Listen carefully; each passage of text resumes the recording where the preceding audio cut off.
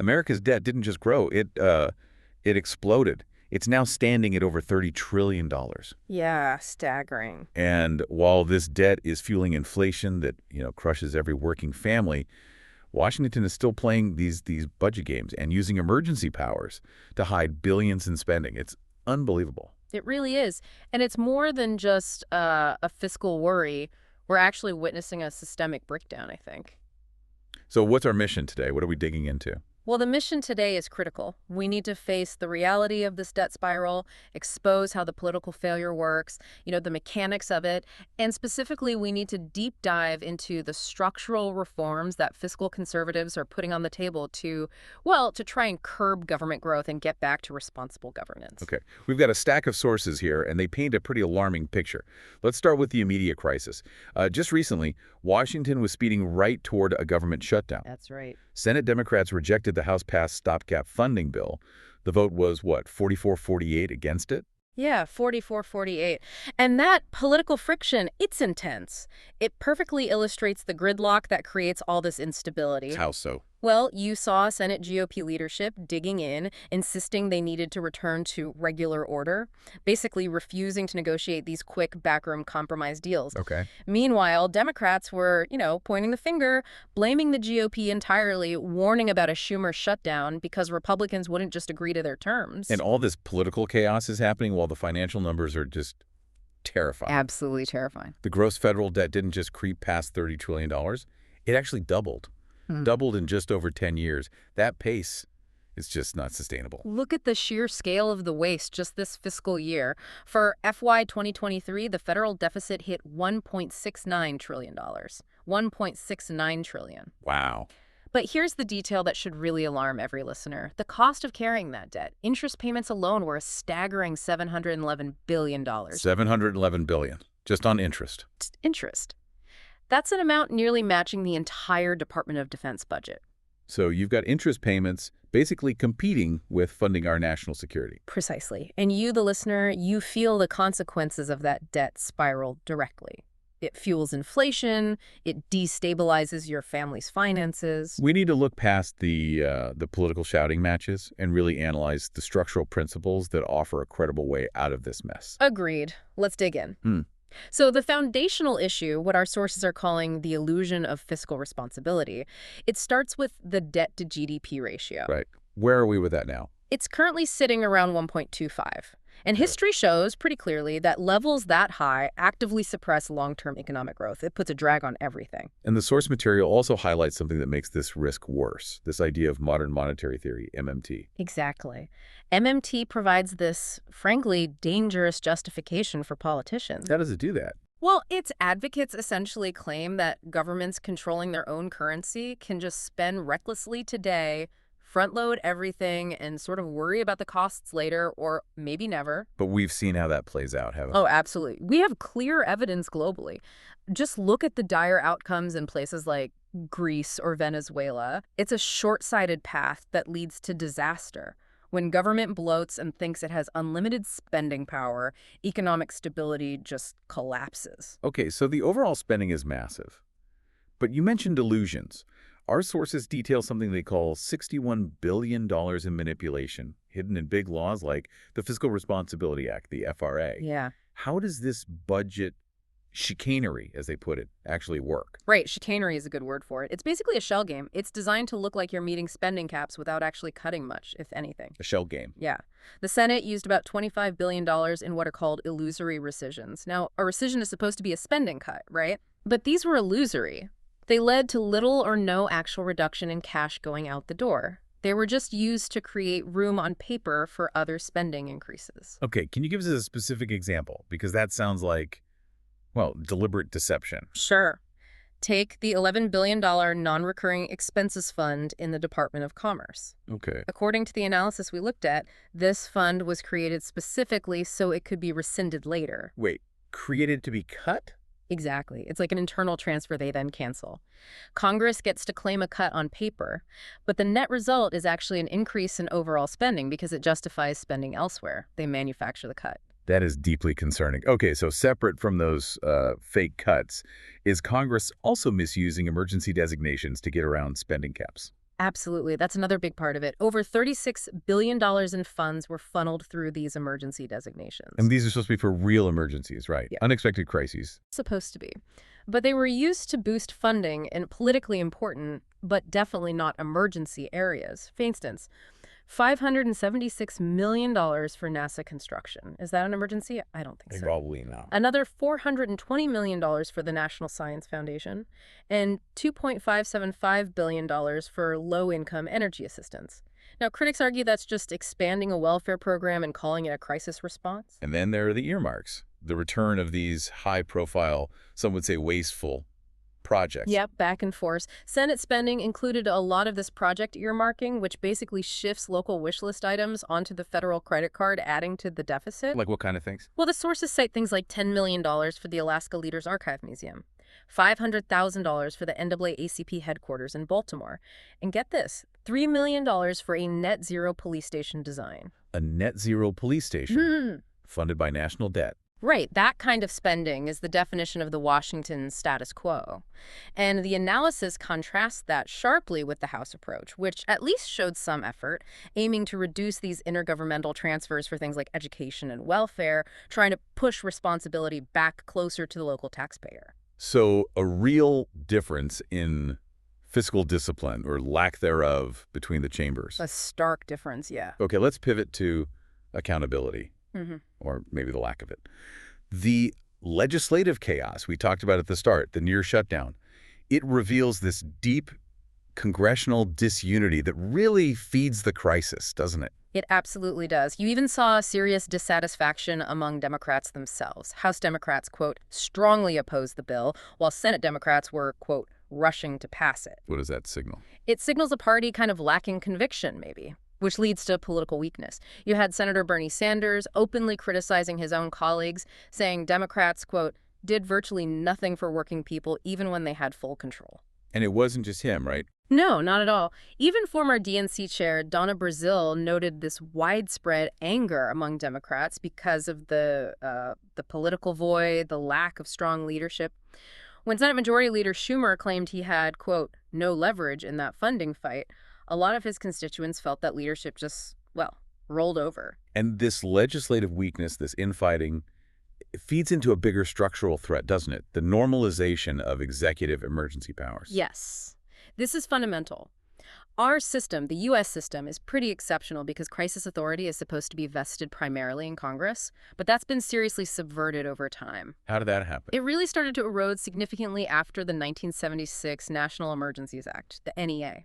It kind of unintentionally normalized the idea of the president ruling by emergency decree. And it's gotten worse. Much worse. By 2022, Americans were living under no fewer than 40 simultaneous presidential emergencies.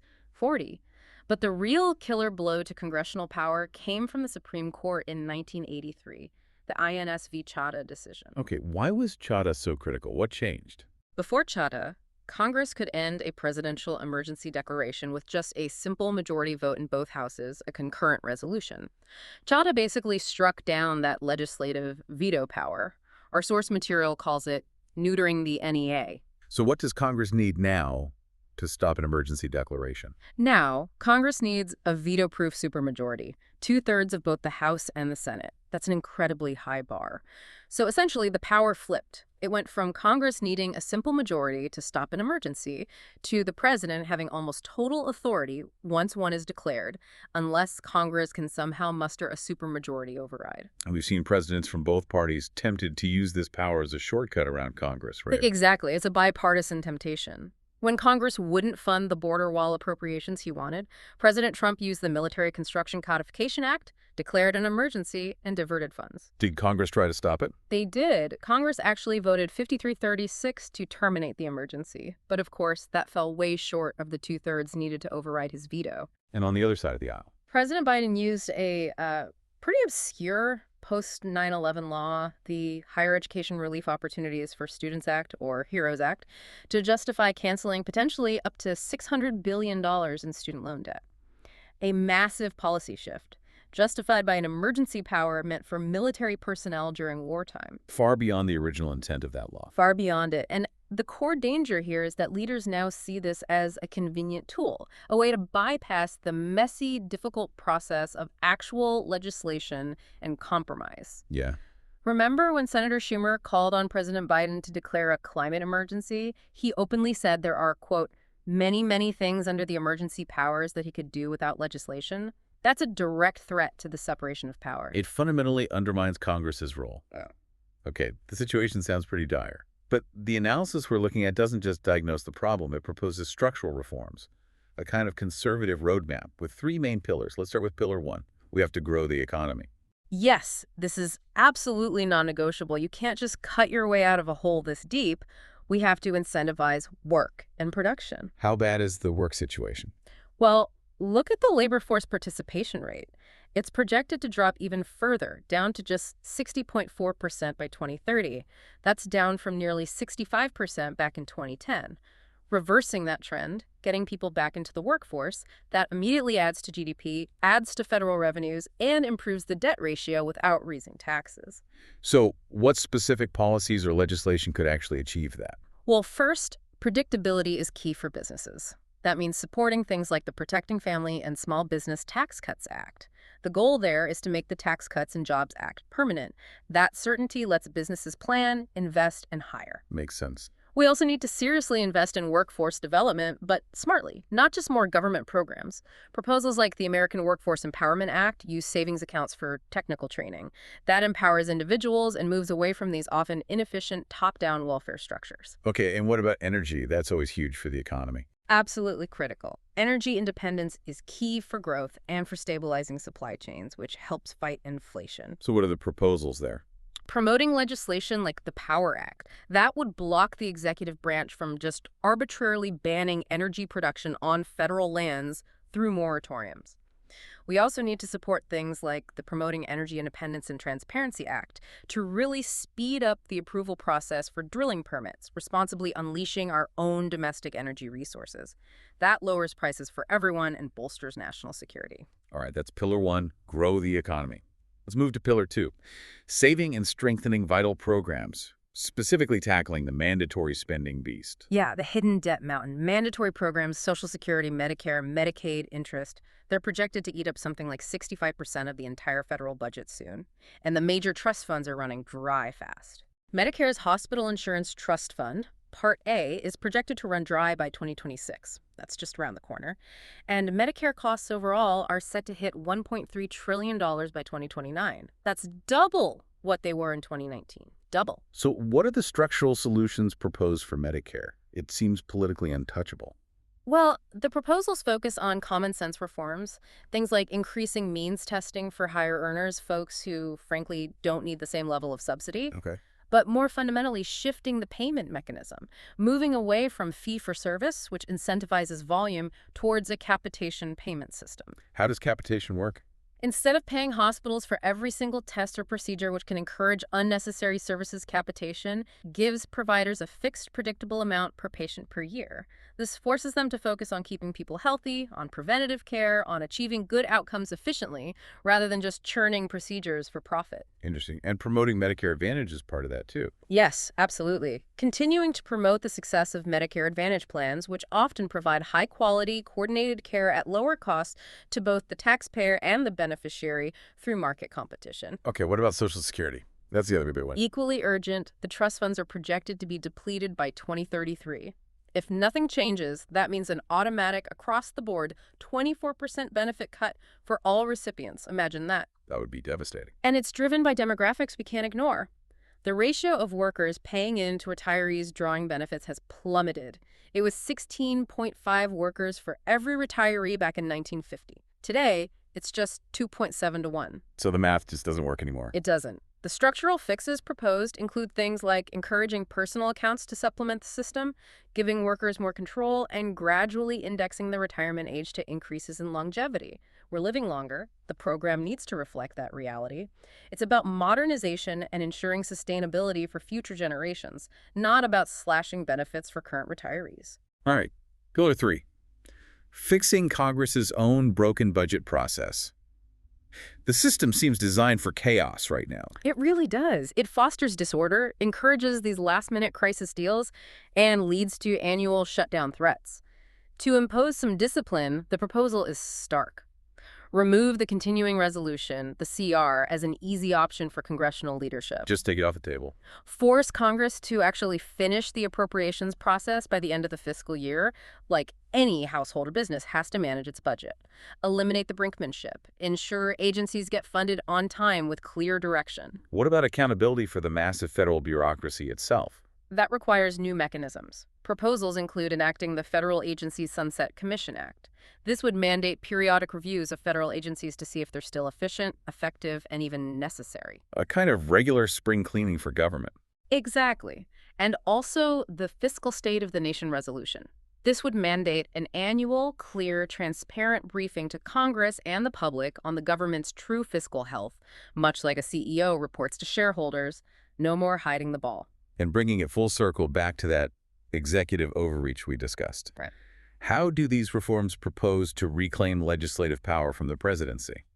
That's addressed directly by supporting the Article 1 Act. This is really key. It would require any presidential emergency declaration to automatically expire after a fixed period, say 20 or 30 days, unless Congress affirmatively votes to approve its continuation. So Congress has to actively say yes to extend it. Precisely. It flips the dynamic back. It forces Congress to debate, to take responsibility, and to vote on whether an emergency truly exists and warrants these extraordinary powers, reclaiming their core constitutional authority. Okay, so let's try to bring this all together. What does this complex picture mean for you, the listener? Well, the nation's debt is clearly an active economic threat. It's not some abstract number. Right. And it's made worse by these massive budgetary games, these gimmicks, and, frankly, a political class that often seems unwilling to take principled, long-term action. But there is a path forward outlined here. Yes, the path laid out by these structural reform proposals, it focuses on three core ideas. Promoting real economic growth through work and energy, modernizing entitlement programs before they actually collapse under their own weight, and forcing Congress to take back its constitutional power over the budget and emergency declarations. Replacing the shortcuts and the smoke and mirrors with discipline and transparency. That's the goal. Okay, here's the final thought for you to explore on your own. We hear a lot of popular anger against big government, and often it just seems to lead to chaos and gridlock. But history shows that this kind of populist rage can sometimes be, well, manipulated. Manipulated by powerful corporate elites, by special interests, who might use that anger to attack the very institutions, messy as they are, that were actually designed to hold them accountable. So the question is, if the current system of checks and balances, what we call the Madisonian system, finally grinds to a halt because of all the infighting and fear surrounding issues like the debt, what are we left with? Will it truly be a smaller, more responsible government? Or will we just find ourselves with a power vacuum? A government still large, but maybe rudderless, chaotic, and easily controlled by unaccountable forces operating in the shadows. That's the unsettling question every citizen needs to grapple with when they look at this debt crisis and the political dysfunction surrounding it.